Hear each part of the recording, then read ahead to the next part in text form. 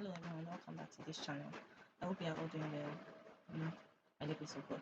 Today we'll be looking at creating form and validating it using JavaScript. So this is the form we are going to look at. Yes, this is the form we are going to look at. We are not just creating the form, it's an online form on our website. So when you fill the form and there's something wrong, it should tell you like it's an active website. So with the form that we have here, it's a very simple form, but then when we click submit here without filling any of the credentials you can see, please fill all student details. Yes, so this is what you are trying to look at, this very simple form. So let's look at the HTML. This is the HTML of our form. Now the HTML has the body. We have our body here, and then we have the form itself. Then yeah, we have the form itself. This is also part of the form. Then we have our JavaScript fixed in here. Now we created three separate files for this project. We have the HTML file, the JavaScript file, and then the CSS file. We have I think the HTML. We have the head. Okay, so let's copy this here. Let's cut it and then let's paste it here. So yes, this is what we are having.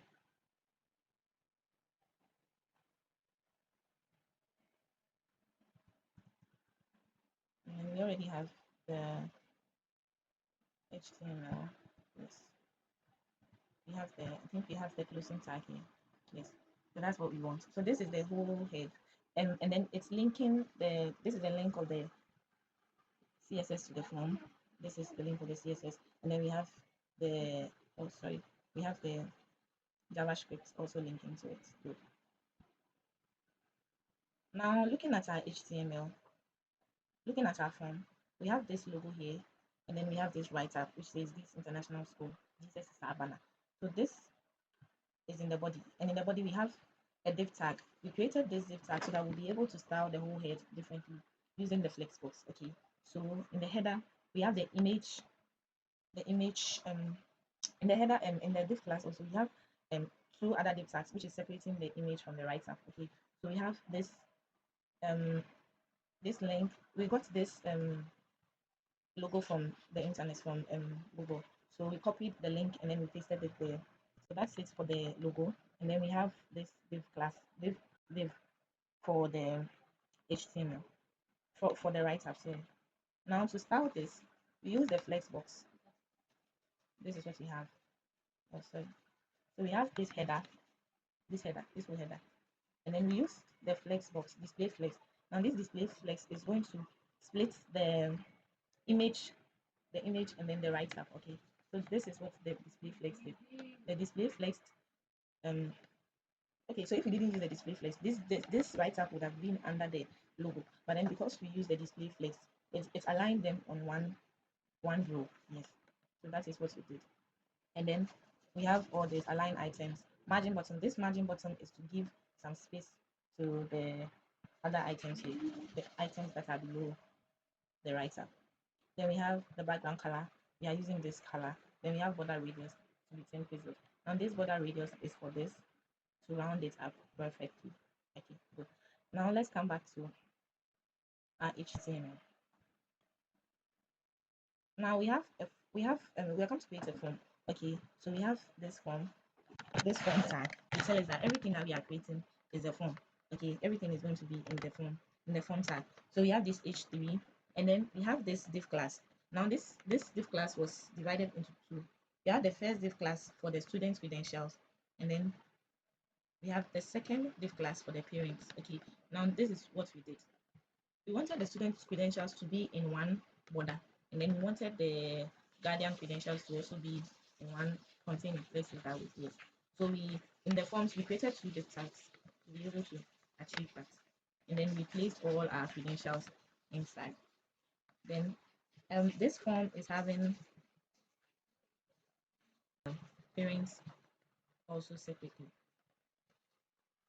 Now I'll talk about the container. This container is talking about this whole container, everything here being put in the container. So we have our container here. Yeah. dot container here. The container here is for everything inside the body.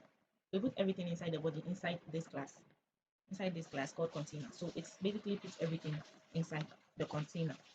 And then we styled it. So we have the border, the padding, the margin, the background color, and then the box shadow. So let's do everything. You can see some small shadow here, not too much. Then we have the background color of this font. So we can change the background color of this font, but we decided to use white because of the color. Okay, but you can use any color that you want. And then let's come back to our HTML form. So yeah, basically that's for the HTML. Then the mother's the parents' credentials will also be in one separate container. You're saying parents or guardian details. Now, mind you, these ones are not in the div tag. Okay, they are separate p tags. That it's a separate p tag that was created so that you'll be able to write parent or guardian credentials. So it's here. Yes, this is the p tag. So the p tag is before the div tag that we used to create the container. So we have this. We have this separate. We have a separate div tag for this, and then we have a separate div tag for this one also. And then we have a separate div tag for our submit button. Yes, our submit button here. Now with our submit button, we use the hover effect to achieve this. Now let's look at our submit button. We also use a different div tag for our submit button. So this is our submit button. The class is foot. So we are going to look at the style of the foot. This is the style of the foot. Yes, this is the style of the foot. We gave it a margin and then we aligned it to the center. Now this margin is going to work on all the sides, on the top, on the bottom, on the left, and on the right. And then to come to the submit button itself, we made it a bit bigger. We worked on the weight, the height, and then the font weight. And then we also changed the cursor. Now, if you can see, if we hover here, we can see that this cursor changes to a pointer. Yes, so that is what we did over there. And then the transition is 0.5 seconds. So we can see that when we hover on it, in less than 5 seconds, it doesn't stay there for long. When you 1 second or something, it will keep a bit longer, to keep long. Yes. Then we have this background color. The background color is for the hover effect. Okay, so you can see that with this one we didn't add a background color to it, but then when we added the background color to the hover, when you hover on it, it changes the color. Okay, and then it gives it a very nice, I think this is purple. Yes, purple color. So that is basically it. Then we, for the HTML and CSS, nothing much. Then we come to the admission forms. We come to the validation. Okay, so when you look here, this whole thing is telling us that if the user, so we are starting with this one for each radio. So we have this radio, and then we have this event listener, which is going to detect a change. Okay, now we have this if statement which says that if the radio, if the user chooses, okay, so let's do this. If the user chooses the parents, if the user chooses the parents, this guardian is going to be disabled. The guardian box is going to be disabled such that you can't type inside. So you are going to work with only the parents. So you can see you are able to type inside. Then if the user also presses the guardian, you can see that this that we wrote has been disabled. That means it's not going to work. Okay, so this is disabled. This everything about parents will be disabled. Then we can only use the guardian section. Okay, good. So that is basically what the whole function is doing. It is letting us choose only one. So if you are a parent and you choose it, it's going to help you fill the parent credentials. And then if you are a guardian, you're going to only fill the guardian credentials. Okay.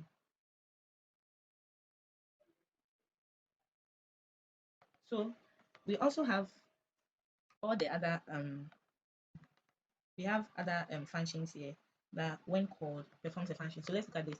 If mother name equals nothing, and mother phone equals nothing, father field equals nothing, unless please fill all parent details. So let's do this.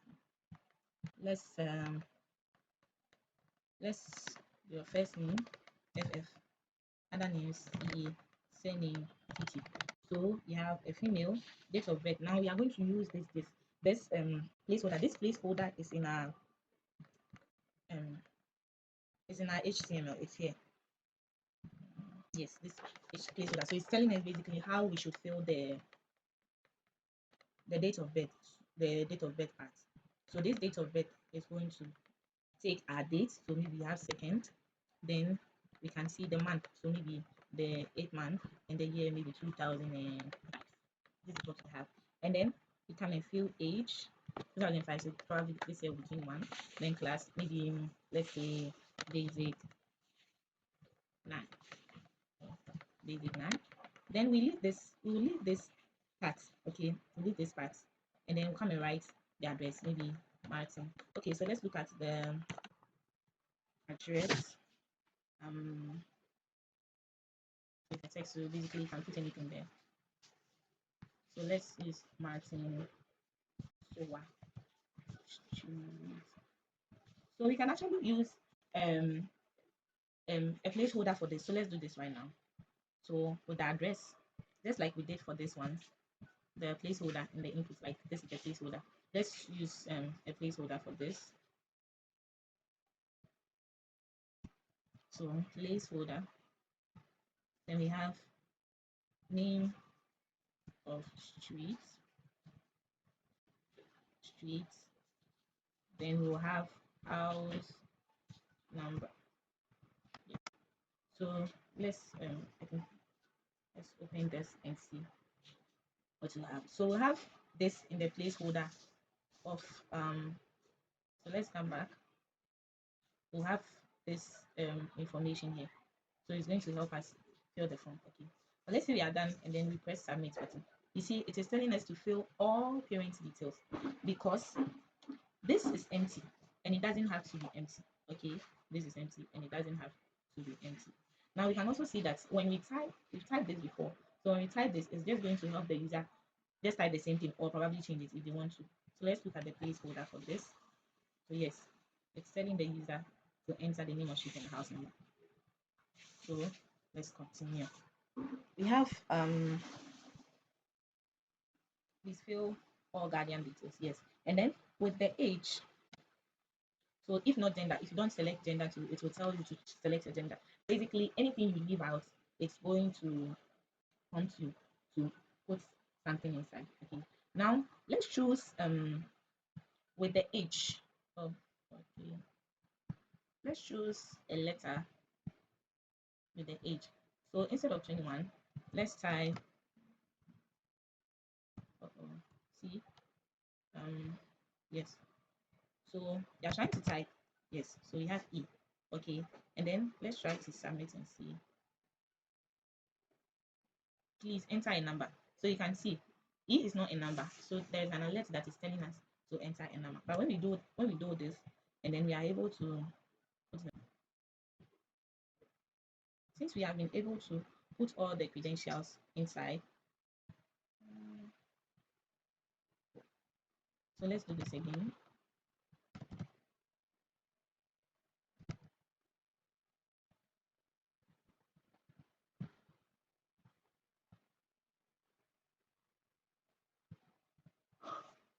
We have the class parents. With the number, we should input a number rather. So that is not in the JavaScript, but you can add it that I think I'm coming. Let's see if we'll get it here. Okay, so we can input a number. This should be a number. So we can also change it in the JavaScript that if the user enters a text, it should bring an alert. So that's something that we can do. But then let's say 05568. Then we have the father's name. So this is incomplete. That means we still have to work on this. Okay, then we have the father's name to maybe Kofi. Then address. Then we submit. You can see that it says form submitted successfully. And if you are able to do everything, it says form has been submitted and it is clear. So this is just something small, but it is we can work on it. We can work on changing a lot of things. For instance, we can add another label to ask that the person has any allergies, that the person has any disabilities. If yes, state the disability the person has. If no, that means the button will not be activated. Blah blah blah. We can also with the parent credentials. We can also add where the parents work, any other contacts for backup. Yes, we can add all these things. And then if it's a school that you are being enrolled in, if you have to buy some things, they can actually take you to another page for you to add for you to see the things that are supposed to buy. So this is a form that we can actually build on. Yes, it's a form that we can actually build on. So yeah, thank you guys for watching. Bye.